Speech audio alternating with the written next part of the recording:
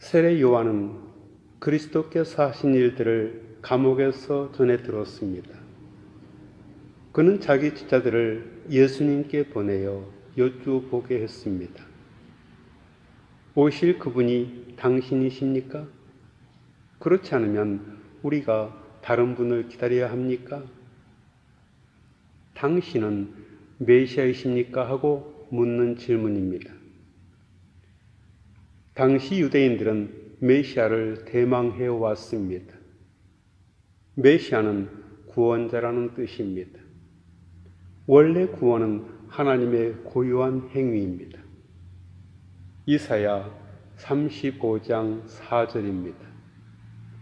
하나님이 오사 너희를 구원하시리라. 그러므로 메시아는 하나님과 존재론적으로 동일한 분입니다. 그래서 유대인들이 메시아를 기다렸다는 말은 곧 하나님을 기다렸다는 뜻이기도 합니다. 유대인들이 메시아를 대망한 이유가 있습니다. 그것은 자신들의 노력으로는 구원의 세계를 실현할 수 없다는 사실을 알았기 때문입니다. 여기에 유대인들의 고유한 메시아 정신이 담겨 있습니다. 인간 세상은 인간의 노력으로 새로워질 수 없으며 따라서 하나님이 오셔야만 한다는 것입니다. 세례 요한은 유대의 메시아 대망을 대표하는 인물입니다. 그는 낙타털옷을 입고 허리에 가죽띠를 띠고 메뚜기와 석청을 먹으면서 회개의 복음을 외쳤습니다. 청중들을 향하여 독사의 자식들이라고 독서를 퍼부었습니다. 이미 도끼가 나무 뿌리에 놓였으니 좋은 열매를 맺지 않으면 찍혀 불에 던짐을 받을 것이라고 엄중히 경고했습니다. 그러나 그의 회개의 설교에도 불구하고 세상은 변하지 않았습니다. 심지어 요한은 헤롯 왕의 부도덕한 행위를 비판하다가 감옥에 갇혔습니다. 이런 상황을 견뎌내기는 쉽지 않았습니다. 감옥에 갇혔다는 사실보다도 변화의 조짐이 전혀 없는 세상, 그 어디에도 구원의 빛이 보이지 않는 흑암의 세상에서 그는 절망할 수밖에 없었습니다. 이런 상황 속에서 요한이 던진 메시아의 질문, 오실 그분이 당신이십니까는 한편으로는 예수님에게서 메시아의 징표를 보았다는 의미이기도 하고, 다른 한편으로는 확실하지 않으니 본인이 메시아인지 아닌지 밝히라는 것입니다. 예수님은 이 질문에 간접적으로 밝히십니다. 예수님께서 세례 요한의 제자들에게 이렇게 대답하셨습니다. 가서 너희가 보고 들은 것을 요한에게 알려라. 당신이 메시아인지 아닌지에 대해서 직접적으로 답변하지 않으셨습니다. 보고 듣는 것에서 그 답을 찾을 수 있다는 뜻입니다. 지금 벌어지고 있는 일은 다음과 같습니다. 눈먼 사람이 보고 다리를 저는 사람이 걸으며 나병 환자가 깨끗해지고 귀먹은 사람이 들으며 죽은 사람이 살아나며 가난한 사람이 복음을 듣습니다. 그래서 이 땅에 불쌍한 사람들이 하나님께서 자기들 편임을 깨닫습니다. 이 내용은 이사야 35장 5, 6절과 거의 일치합니다. 그곳에서 이사야는 하나님이 오실 때 일어날 일에 대해서 이렇게 외쳤습니다. 그때 맹인의 눈이 밝을 것이며 못 듣는 사람의 귀가 열릴 것이며 저는 자는 사슴같이 뛸 것이며 말 못하는 자의 혀는 노래하리니. 이런 세상은 모든 사람이 염원하는 세상입니다. 예수님의 이런 답변은 유대인들의 메시아의 대망에 부합합니다. 파괴된 삶의 회복입니다. 눈먼 사람, 저는 사람, 나병 환자, 귀먹은 사람, 이들 지체 장애인들이 성한 몸을 갖게 되었습니다. 심지어 죽은 자가 살아납니다. 예수님은 유대인들의 메시아 대망의 연장성상에 자리한 분이라는 뜻입니다. 세례 요한도 그런 확실한 답변을 듣고 싶어 했습니다. 그런데 한 가지 문제가 있습니다. 세례 요한은 정의를 외치다가 지금 감옥에 갇혀 있습니다. 예수님이 메시아이시라면 눈먼 자에게 다시 보게 하신 것처럼 눌린 자를 자유롭게 하셔야 합니다. 그런데 당대 의인인 요한은 여전히 감옥에 있습니다. 무엇이 문제일까요? 이 질문에 대한 답변은 6절에서 찾을 수 있습니다. 누구든지 나로 말미암아 실족하지 아니하는 자는 복이 있도다. 실족하지 아니하는 자라는 말에는 미묘한 뉘앙스가 있습니다. 공동 번역은 예수님에게 의심을 품지 않는 사람이라고 했습니다.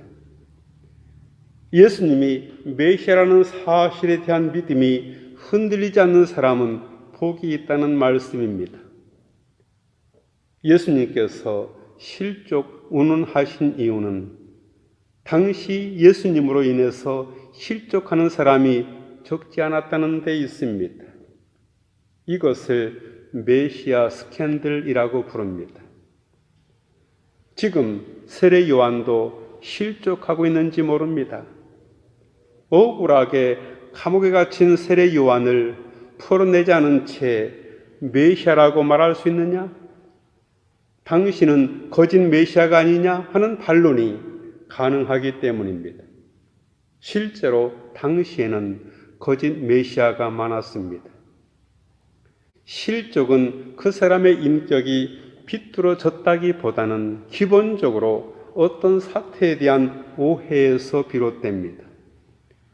유대인들이 예수님을 사이비 메시아로 단정한 이유는 예수님에게서 유대인들의 메시아의 희망, 즉 다윗 왕국의 회복과 다윗 왕국이 세계를 다스릴 나라로 확장되리라는 희망이 그대로 실현되지 않았다는 데 있습니다.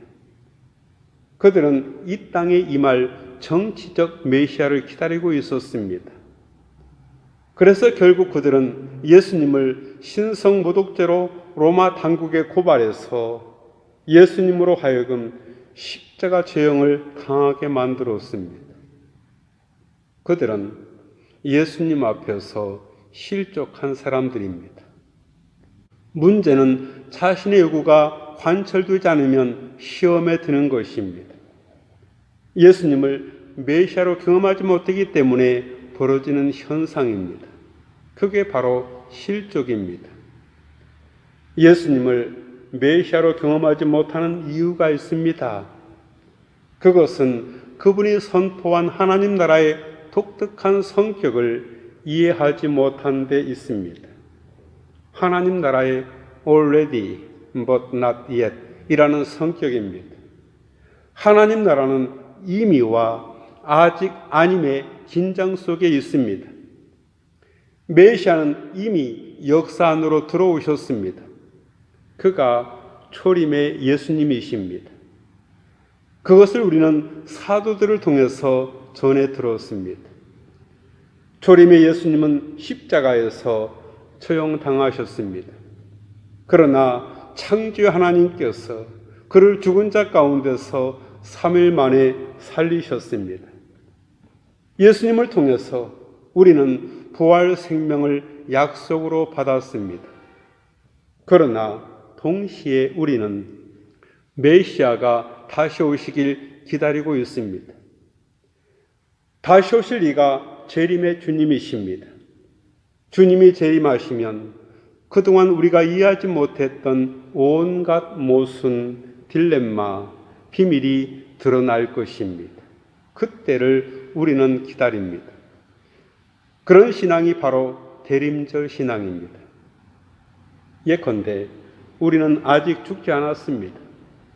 그러나 죽음이 이미 우리를 그림자처럼 따라다닙니다. 죽음은 아직은 아니지만 우리 곁에 이미 와 있습니다. 모든 것이 결정된 종말 생명은 아직 완성되지 않았으나 이미 비밀한 방식으로 우리 앞에 놓여 있습니다. 메시아가 행하신 구원이 아직 완전하게 이루어지지는 않았으나 현재 우리의 삶의 비밀한 방식으로 이미 와 있습니다.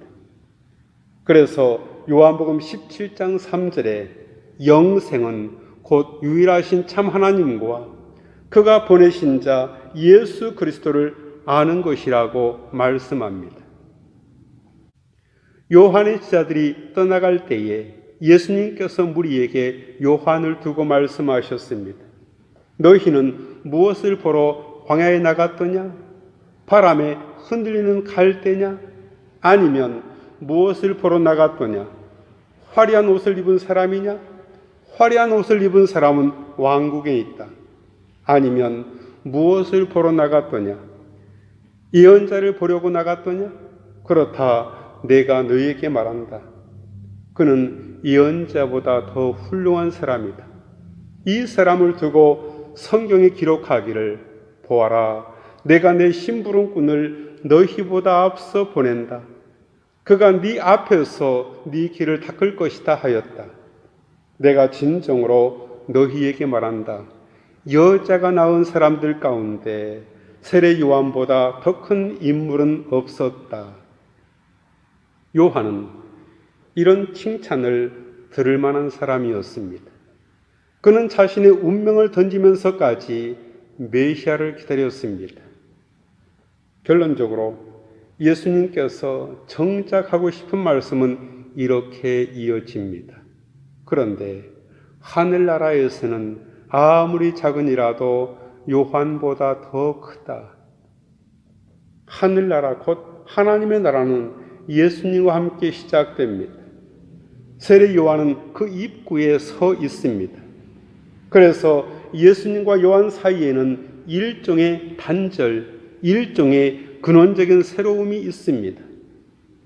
이제 예수님을 메시아 곧 그리스도로 믿는 사람은 질적으로 전혀 다른 생명의 세계로 들어가게 됩니다. 거기서 새로운 삶을 누리게 될 것입니다. 거기서는 모든 이들이 세례 요한보다 큰 사람이 됩니다. 우리는 옛 세상과는 전혀 다른 방식의 삶으로 하나님 나라에 참여하게 될 것입니다. 그때가 오고 있습니다. 그때를 기다리며 사십시오. 같이 기도하겠습니다. 주님, 오시는 그리스도를 믿어 생명의 세계에 들어가게 하옵소서. 옛 세상과 전혀 다른 방식의 삶으로 하나님 나라에 참여하게 하옵소서. 예수님의 이름으로 기도하옵나이다. 아멘.